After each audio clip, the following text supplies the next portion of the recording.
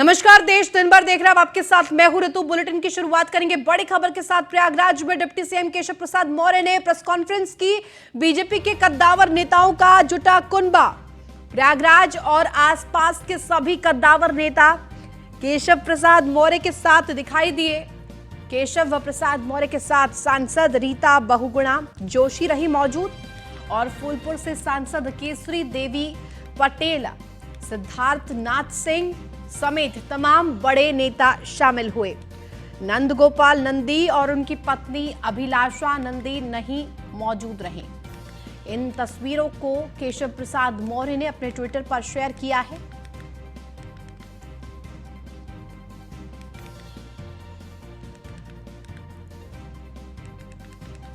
और ये press conference का तमाम बड़ी बातें सामने आई है। इन तस्वीरों को केशव प्रसाद मौर्य ने अपने ट्विटर पर शेयर की है। नंद गोपाल नंदी और उनकी पत्नी अभिलाषा नंदी इस दौरान मौजूद नहीं दिखाई दी और ये शक्ति प्रदर्शन केशव प्रसाद मौर्य का देखने को मिला। और इसी खबर पर ज्यादा जानकारी के साथ संवाददाता विवेक पांडे हमारे साथ जुड़ गए फोन लाइन पर। विवेक, देखिए, नेताओं का पूरा कुनबा जुटा, बीजेपी के कद्दावर नेता जुटे, लेकिन कहीं ना कहीं इस दौरान वहां पर केशव प्रसाद मौर्य के साथ नंदी नहीं दिखाई दिए, ना उनकी पत्नी दिखाई दी।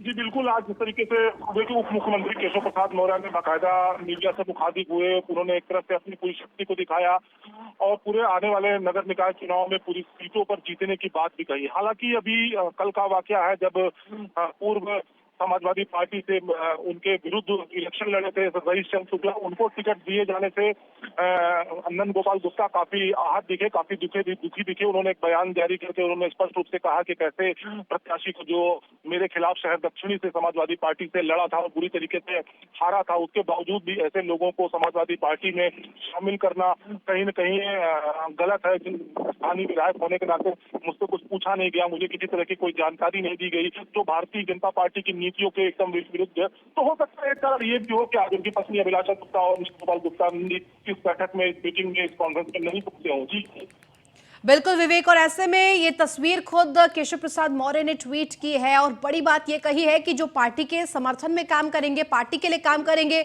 उन्हें जगह दी जाएगी पार्टी में, बाकी लोगों को बाहर का रास्ता दिखा दिया जाएगा। जी बिल्कुल, केशव प्रसाद मौर्य ने एकदम स्पष्ट रूप से नगर निकाय चुनाव के लिए भी बोला है कि सत्ता सीटें उसको पूरी भारतीय जनता पार्टी के पक्ष में रहेगा। जो भारतीय जनता पार्टी में तन मन धन से काम करेगा, जो पूरी लगन से काम करेगा, उसको पार्टी उसका स्थान देगी और पार्टी में बना रहेगा। इस तरह की तमाम बातें केशव प्रसाद मौर्य ने कही है। हालांकि उन्होंने नंद गोपाल गुप्ता नंदी का आज जन्मदिन है, उनको जन्मदिन की बधाइयां भी दी। वो बोला जो हमारे बहुत अच्छे दोस्त है, लेकिन कहीं न कहीं ये जो स्थिति निकल कर आई है सामने, उससे कहीं न कहीं दोनों के बीच में मनमुटाव की स्थिति जरूर उत्पन्न हो गई है। जी बिल्कुल विवेक, और ऐसे में केशव प्रसाद मौर्य और नंदी के बीच में जो ये दरार है, इसकी खबरें कहीं ना कहीं किसी से छुपी हुई नहीं है। और ऐसे में ये शक्ति प्रदर्शन करके क्या मायने निकाले जाए इस शक्ति प्रदर्शन से? जी बिल्कुल, अगर शक्ति प्रदर्शन की बात करें तो अगर इलाहाबाद की बात करें तो इलाहाबाद में नंद गोपाल गुप्ता का जो कद है वो भी काफी बड़ा है, क्योंकि लगातार से वो विधायक रहे हैं, कैबिनेट मंत्री रहे हैं। केशव प्रसाद मौर्य का ये गढ़ है। केशव प्रसाद मौर्य यहाँ से उप मुख्यमंत्री है। प्रयागराज कौशाम्बी की सिराथू विधानसभा से उन्होंने इलेक्शन लड़ा था, हालांकि इस बार उनको पराजय का मुंह देखना पड़ा था, लेकिन उसके बावजूद भी केशव प्रसाद मौर्य की अगर प्रयागराज को लेकर बात करें तो उनका भी बहुत बड़ा कद है। और जो ये पूरा वाकया कल घटा है, इस पूरे वाक्यों को देखते हुए कहीं न कहीं हो सकता है उनके मन में भी हो कि हम किसी से कम नहीं है और हमारे साथ अभी भी वो लोग हैं जो भारतीय जनता पार्टी के लिए काम करना चाहते हैं। जी ठीक है, बहुत शुक्रिया तमाम जानकारी के लिए विवेक। और बड़ी खबर, बिहार बीजेपी के अध्यक्ष सम्राट चौधरी ने बड़ा ऐलान किया है। नीतीश कुमार को राजनीतिक रूप से मिट्टी में मिला देंगे। इस पर आज मुख्यमंत्री नीतीश कुमार ने पलटवार करते हुए कहा कि उसको कहिए कि करा दो। इस तरह की बात जो कोई बोलता है, भला बताइए तो हम कभी इस तरह की बात बोलते हैं? जो इस तरह के शब्दों का प्रयोग करता है उसे बुद्धि नहीं है। तो उसको कहिए ना, करा दो। ये सब जो कोई बोलता है, जिसके बोलने का बताइए, हम कभी बोलते हैं इस तरह का बात? तो जो इस तरह के शब्दों का प्रयोग करता है तो समझ लीजिए कि बुद्धि नहीं है। तो जो मन में करे बोले, कहिए कि जहां करना है कर दो, जो इच्छा है करो। बड़ा नेता सब चीजों का नहीं है। आजकल जो है ये लोग जितना, अब वो सबको कोई बुद्धि नहीं है, आप अच्छी तरह जान लीजिए। श्रद्धे आप सोच लिए अटल बिहारी वाजपेयी जी का कितना बड़ा सब हम लोग रहे हैं, कितना हम सब दिन प्रशंसा करते हैं। तो इन लोगों का कोई यूपी की भाषा का बिहार में आप जा रहे हैं क्या मिलने? ये सब चीजवा अभी पूछने की क्या जरूरत है? हम सब जब कर लेंगे इसके बाद बात करेंगे। अच्छा सर, बड़ा नेता बनने की होड़ में इस तरह के बयानबाजी को कैसे लगता है कि ये बड़ा नेता बने? जो लोग बोलते हैं आपके खिलाफ बड़ा एकदम फालतू।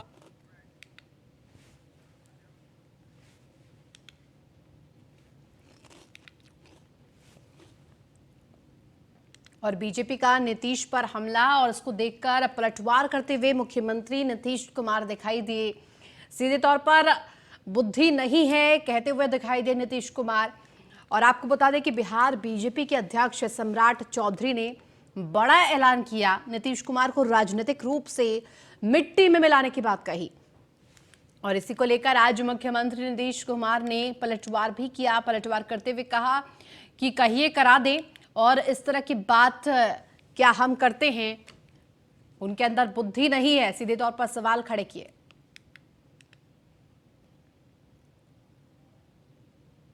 और बड़ी खबर लखनऊ से आपको बता दें, बीजेपी ने पार्षद प्रत्याशियों की सूची जारी कर दी है। बाबू कृष्ण नगर से सविता प्रजापति बीजेपी प्रत्याशी और राहुल विहार से मीनल रानी बीजेपी प्रत्याशी बनाई गई है। इसके साथ साथ आपको बता दें, दौलतपुरा से विनल दत्त, कैलाश नगर से राहुल सिंह प्रत्याशी बनाए गए हैं। वैशाली से प्रतिभा शर्मा, अर्थला से मनोज पाल बीजेपी प्रत्याशी, न्यू विजयनगर से ओम प्रकाश ओढ़ और भोपुरा से यशपाल पहलवान। इसी क्रम में माता कॉलोनी से गोपाल सिसोदिया बीजेपी प्रत्याशी बनाए गए हैं। पुराना नगर से घनश्याम कोरी को टिकट दिया गया है। बिहारीपुर से मुन्नी देवी, डीएलएफ से रेखा गोस्वामी को टिकट दिया गया है बीजेपी प्रत्याशी।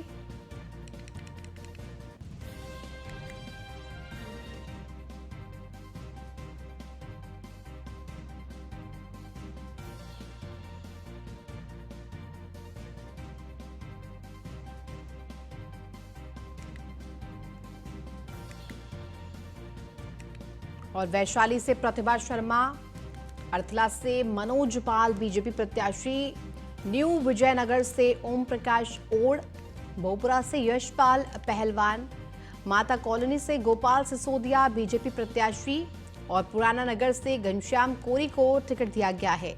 बिहारीपुरा से मुन्नी देवी, डीएलएफ से रेखा गोस्वामी बीजेपी प्रत्याशी, नासिरपुर से उदित मोहन बीजेपी प्रत्याशी घोषित, डिवाई बुलंदशहर से अरुण कुमार सिंघल को टिकट मिला।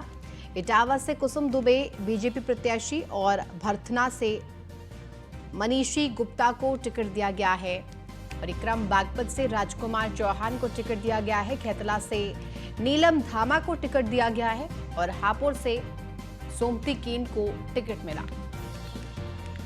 और ये तमाम नाम अब सामने आ गए हैं क्योंकि दूसरी लिस्ट जारी कर दी गई है। पार्षद प्रत्याशियों की ये लिस्ट सामने आई है।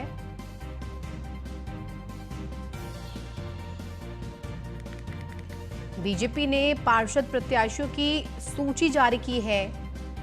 बाबू कृष्ण नगर से सविता प्रजापति।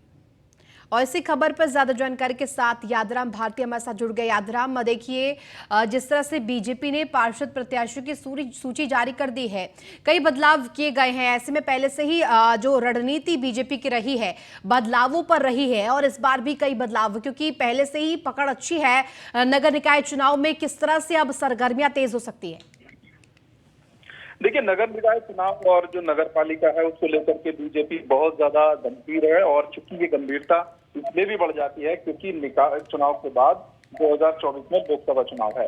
गाजियाबाद में फिलहाल नगर पालिका और नगर पंचायत की जो सूची है वो जारी हुई है, जिसमें कि अगर मोदी नगर की बात करें तो नगर पालिका में विनोद जाटव है, उनको टिकट दिया गया है जो कि 80 सीट थी। साथ ही अगर महानगर की बात करें तो मुरादनगर में रमा देवी, थोड़ा में रीना भाटी को एक बार पुनः जो है वो रिपीट किया गया है।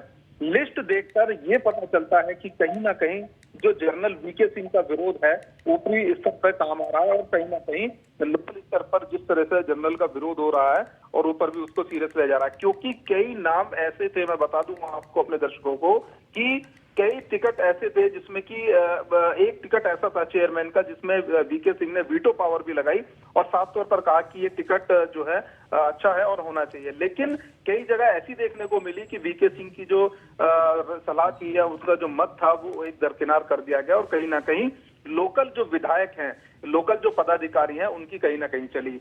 वहीं दूसरी तरफ जो मेयर सीट पे हालांकि अभी तक किसी तरह का निर्णय अभी तक पार्टी आला कमान से नहीं हो पाया है, लेकिन जिस तरह की चर्चा चल रही है शशि अरोड़ा और जो सुनीता दयाल हैं उन दोनों के बीच में ही रस्साकसी चल रही है और कहीं ना कहीं सूत्रों के अनुसार ये खबर आ रही है कि सुनीता दयाल का जो टिकट है वो टिकट जो है पार्टी उसको दे सकती है, क्योंकि संगठन लोकल संगठन के तौर पर सुनीता दयाल का नाम आगे किया जा रहा था। तो वहीं जो शशि अरोड़ा है वो मजबूत मानी जाती है राष्ट्रीय संगठन के तरफ से। तो खींचतान अभी तक चल रही है और बीजेपी की लिस्ट जो लेट हो रही है कहीं ना कहीं गाजियाबाद को लेकर लेट हो रही है और अभी तक मेयर को लेकर कोई डिसाइड जो है अभी तक पार्टी नहीं कर पा रही है। हालांकि जो सूत्र हैं जो बता रहे हैं कि सुनीता दयाल का जो टिकट है वो लगभग फाइनल है, जिस पर अंतिम जो मोहर है वो लगनी बाकी है। लेकिन क्योंकि कई तरह की जानकारियां जो है सुनीता दयाल को लेकर लास्ट समय पर जुटाई गई, उनके कागजातों को लेकर जो चीजें हैं उनको जानकारी ली जा रही है, तो कहीं ना कहीं ये चीजें इशारा करती हैं कि सुनीता दयाल का टिकट जो है पार्टी आला हाईकमान उनको दे सकती है। लेकिन शशि अरोड़ा भी मजबूत कैंडिडेट है जिसको दरकिनार नहीं किया जा सकता। तो देखने वाली बात ये होगी कि कुछ ही देर में जो लिस्ट आएगी आखिर उसमें मेयर गाजियाबाद का क्यों बनता है, क्योंकि पिछले कई सालों से जब से गाजियाबाद बना है तभी से बीजेपी का जो मेयर है वो यहाँ पर रही है और ऐसे में बीजेपी के ऊपर और भी जिम्मेदारी बढ़ जाती है कि आखिर जो टिकट है वो किसको दिया जाए। संगठन की अनदेखी करते हुए अगर सुनीता दयाल को टिकट नहीं दिया जाता है तो संगठन में कई ऐसे लोग हैं, महिला मोर्चा है, तमाम ऐसे लोग हैं जो कि इस बात को लेकर आपत्ति जता चुके हैं कि आखिर जो लोकल है यानी कि उसको टिकट क्यों नहीं दिया जा रहा है। तो इन सब तमाम चीजों को लेकर हलचल के बीच में मेयर की जो लिस्ट है वो बीजेपी की आने वाली है। फिलहाल जो नगर पालिका की लिस्ट देखकर लगता है वो कहीं ना कहीं ये है कि लोकल संगठन, लोकल विधायक जो पदाधिकारी हैं उनकी जो मजबूती है इस लिस्ट में वो देखने को मिली और साथ ही जो विरोध लगातार विधायक और जो सांसद है, राज्यसभा सांसद जनरल वीके सिंह का कर रहे थे, कहीं ना कहीं उनकी जो मजबूती है यहाँ पर देखने को मिली है। और एक बार फिर से गाजियाबाद के संगठन में लगातार इस बात को कहा जा रहा था कि सांसद बाहरी है और लोकल होना चाहिए और इस लिस्ट के बाद कहीं ना कहीं 24 के लिस्ट में भी यही सब कुछ होने वाला है, जिसमें कि मांग ये निश्चित तौर पर उठेगी कि जो विधायक है बीजेपी इस बार लोकल विधायक लेकर आए, किसी भी तरीके से पैराशूट से लाकर एक विधायक या सांसद उनके ऊपर ना थोपे। तो ये लिस्ट कहीं ना कहीं बहुत इशारा कर रही है 24 के लिस्ट की तरफ। फिलहाल संगठन की जो मजबूती है लोकल संगठन की खास तौर पे वो देखने को मिली है। जी यादराम, क्योंकि बखूबी ये बात साफ है कि बीजेपी के ऊपर कड़ी जिम्मेदारी है, क्योंकि पहले से ही अच्छी पकड़ बीजेपी की है, उसको आगे भी चलाए रखने के लिए कहीं ना कहीं बीजेपी कोई कोर कसर नहीं छोड़ना चाहती है। ऐसे में अगर अन्य राजनीतिक दलों की बात करें तो सभी दम भर रहे हैं, सपा की बात करें या बसपा की बात करें, कांग्रेस की बात करें, आम आदमी पार्टी तक कूद गई है निकाय चुनाव में इस बार। तो ऐसे में क्या जिताऊ प्रत्याशी जो कैंडिडेट की आप बात कर रहे हैं वो पड़ताल अभी तक हो पाई है, बीजेपी की मंथन पूरी हो पाई है? देखिए कहीं ना कहीं अन्य जो दल हैं उनके जो प्रत्याशी हैं उनके नामों का कहीं ना कहीं फायदा जरूर एक तरह से देखने को मिलता है और उन सभी नामों को देखकर बीजेपी अपनी रणनीति तय करती है। सपा से सबसे पहले जो नीलम गर्ग हैं उनको टिकट मिला, लेकिन एन वक्त पर सिंबल देने के बाद भी सिकंदर यादव की जो पत्नी है पूनम यादव उनको टिकट मिला और फिलहाल जो है वो सपा के टिकट पर चुनाव लड़ेंगे और कल जो नामांकन है वो करेंगे। तो वहीं जो कांग्रेस है उन्होंने पुष्पा रावत को मेयर का टिकट दिया और उस कांग्रेस पुष्पा रावत को अपने टिकट पर चुनाव लड़ाएगी। ऐसे ही जो आम आदमी पार्टी है वो बिस्ट है उनको टिकट दिया गया है। हालांकि अभी जो बसपा पार्टी है उसका मेयर प्रत्याशी है वो क्लियर नहीं है और जो भाजपा है उसका मेयर प्रत्याशी भी क्लियर नहीं है। तो कहीं कहीं अन्य बिल्कुल। और पार्टियों ऐसे से में जो यात्राम प्रत्याशी- ये भी रणनीति बीजेपी की रहती है कि एकदम एंड मोमेंट पर प्रत्याशियों की घोषणा करते हैं, जो कि कहीं ना कहीं बहुत संभावित तौर पर रिजल्ट्स पर वो निर्भर करते हैं। देखिए, निश्चित तौर पर कहीं ना कहीं कांग्रेस या अन्य दल और बीजेपी में ये होड़ रहती है कि वो सबसे ज्यादा लेट अपनी जो लिस्ट है वो प्रचारित करें, क्योंकि जो अन्य पार्टियां हैं जब वो प्रत्याशी घोषित करती हैं तो उन प्रत्याशियों को देखकर कहीं ना कहीं एक रणनीति बनाने का जो मौका है वो भाजपा को मिलता है, और उसी रणनीति का जो फायदा है भाजपा आने वाले टाइम में उठाती है। क्योंकि कहा जाता है कि सफलता पाना मुश्किल नहीं है, लेकिन उस सफलता को बनाए रखना वो बहुत मुश्किल होता है। और ऐसे में बीजेपी इसी बात को लेकर भरसक प्रयास कर रही है कि शुरू से ही जो नगर निगम पर कब्जा है बीजेपी में, यादराम, वो सबसे लगातार ज्यादा इस बात को सुर्खियां अभी इस खबर को लेकर ये भी है कि सवाल खड़े किए जा रहे हैं कि आखिर बीजेपी किन जिताऊ कैंडिडेट्स के भरोसे चुनाव में उतरेगी। कौन से इस वक्त जो कैंडिडेट्स हैं वो अभी रेस में हैं? गाजियाबाद की अगर बात करें तो 5 नाम ऐसे हैं जो कि आला कमान को भेजे गए हैं, जिनमें रुचि गोयल और रितु शर्मा और साथ ही आशा शर्मा, सुनीता दयाल और शशि अरोड़ा। ये 5 नाम ऐसे हैं जो कि पहले संगठन ने प्रदेश को भेजे, और प्रदेश से जो राष्ट्रीय स्तर के जो पदाधिकारी हैं वो इस पर चर्चा करके इसको फाइनल करेंगे। जब मेयर वाली सीट की बात, दिल्ली में जाने की बात आई लिस्ट की, तो कहीं ना कहीं पूरे मामले में ट्विस्ट आ गया, क्योंकि जो शशि अरोड़ा हैं और जो सुनीता दयाल है, उन दोनों में ही इस बात को लेकर घमासान चल रहा है कि आखिर टिकट किसको दिया जाए। क्योंकि जो शशि अरोड़ा है वो कहीं ना कहीं सेंट्रल का जो संगठन है उसमें अच्छी खासी उनकी पकड़ मानी जाती है, और क्योंकि सुनीता दयाल प्रदेश की मौजूदा उपाध्यक्ष भी हैं और ऐसे में पुरानी कार्यकर्ता में हैं, तो ऐसे में माना जा रहा था कि संगठन पूरी तरीके से सुनीता दयाल के साथ है। तो कहीं ना कहीं संगठन के विरोध को लेकर, और जो लोकल पदाधिकारी हैं वो बीजेपी नेताओं को साफ तौर पर, मौखिक तौर पर भी बता चुके हैं कि संगठन में किस तरह की नाराजगी है अगर सुनीता दयाल का टिकट नहीं होता है। लेकिन कहीं ना कहीं शशि अरोड़ा और जो सुनीता दयाल है, इन दोनों के बीच में घमासान होता दिखाई दे रहा है। हालांकि जो सूत्र बता रहे हैं वो ये है कि सुनीता दयाल अभी फिलहाल टिकट की रेस में सबसे आगे चल रही हैं और लगातार वो नंबर 1 बनी हुई है, और कभी भी इस बात पे लेकर मोहर लग सकती है कि सुनीता दयाल गाजियाबाद की अगली मेयर प्रत्याशी होंगी। बाकी देखने वाली बात यह है कि बीजेपी में कुछ कहा नहीं जा सकता, और कहा जाता है कि एन वक्त पर चौंकाने वाले जो नाम है हमेशा बीजेपी में सामने आते हैं। तो इस बार क्या होगा ये देखने वाली बात होगी। जी ठीक है यादराम, बहुत शुक्रिया तमाम जानकारी के लिए।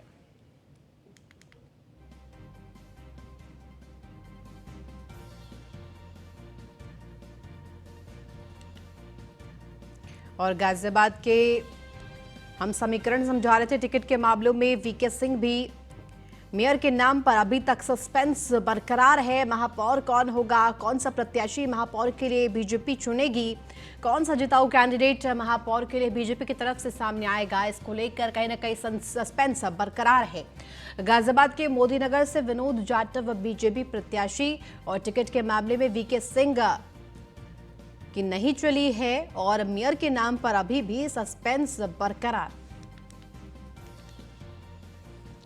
बड़ी खबर आपको लगातार बता रहे हैं। निकाय चुनाव से जुड़ी एक एक अपडेट न्यूज़ 1 इंडिया आपके लिए लेकर आया है।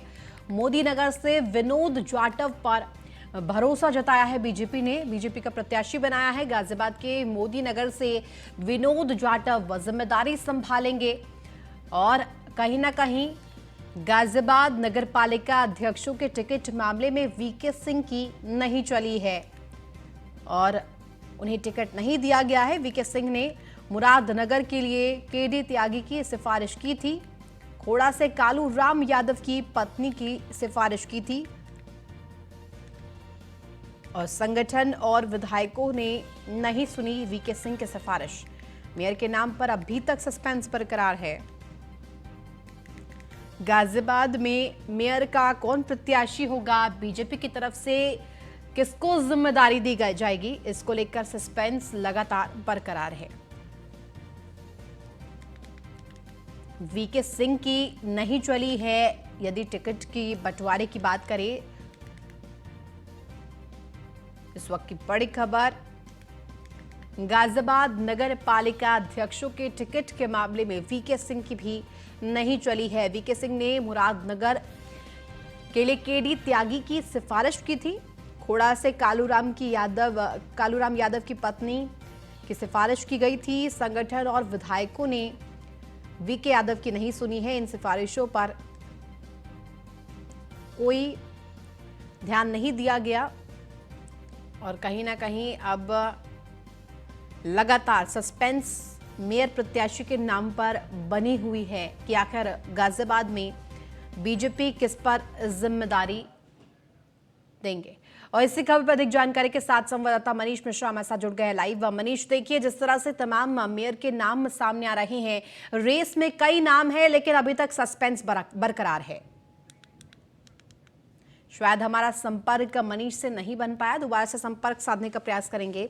बहरहाल मेयर के नाम पर अभी तक सस्पेंस बरकरार है। गाजियाबाद में किसको जिम्मेदारी दी जाएगी, बीजेपी किस पर जिम्मेदारी देगी और किसके ऊपर भरोसा जताएगी?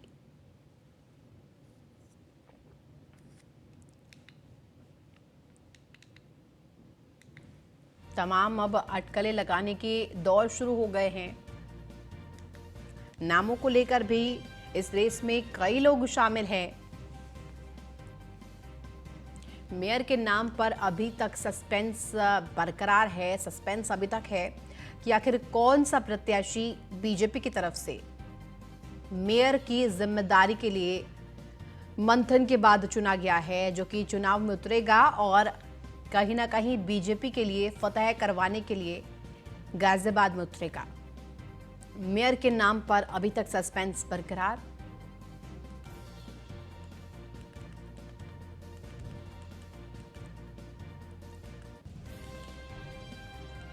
मेयर के नाम पर अभी तक सस्पेंस बरकरार है। बहरहाल ये सूची आपके सामने गाजियाबाद के मोदी नगर से भी जिम्मेदारी दी गई है। महत्वपूर्ण खबर ये, क्योंकि लगातार प्रत्याशियों के नाम पर चर्चा की जा रही थी, मंथनों का दौर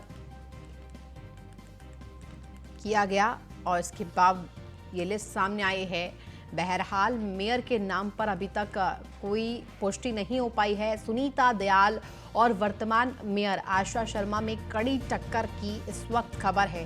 क्या आशा शर्मा रिपीट हो सकती है मेयर प्रत्याशी पद पर या फिर किसी नए नाम पर आलाकमान जिम्मेदारी देने के लिए तैयार हुआ है? पश्चिमी यूपी में अधिकांश प्रत्याशी वैश्य समाज से हैं, इसलिए आशा शर्मा की किस्मत दोबारा चमक सकती है, इसकी संभावना जताई जा रही है। तो इस लड़ाई में जिस तरह से अभी आमने सामने ये बताया जा रहा है कि सुनीता दयाल और वर्तमान मेयर आशा शर्मा के बीच कड़ी टक्कर है और इस कड़ी टक्कर के बीच में किसके नाम पर मुहर लगेगी, इस पर सस्पेंस लगातार बरकरार। क्या आशा शर्मा रिपीट हो सकती है मेयर प्रत्याशी के पद पर? क्या आलाकमान, बीजेपी आलाकमान भरोसा जता सकता है?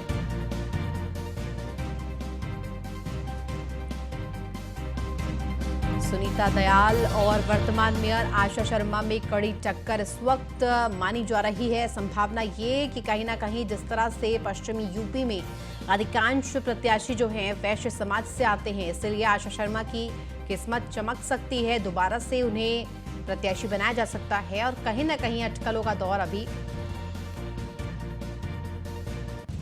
तो इसी के साथ फिलहाल देश दिन भर में बस इतना ही। आप देखते रहे न्यूज़ 1 इंडिया।